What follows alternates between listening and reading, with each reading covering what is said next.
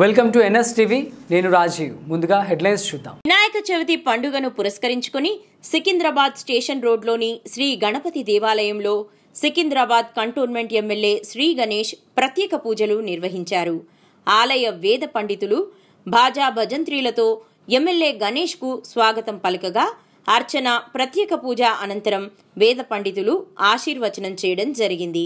ఈ కార్యక్రమంలో ఆలయ ఈవో వినోద్ రెడ్డి, సూపరింటెండెంట్ వెంకట్ నారాయణ రెడ్డి, సంకీ రవీందర్, బల్వంత్ రెడ్డి, బద్రీనాథ్ యాదవ్, ముప్పిడి మధుకర్, జై రామన్, సదానంద్ గౌడ్, సంతోష్ యాదవ్, నందికంటి రవి, తేజ్పాల్, రామ్మోహన్ తదితరులు పాల్గొన్నారు.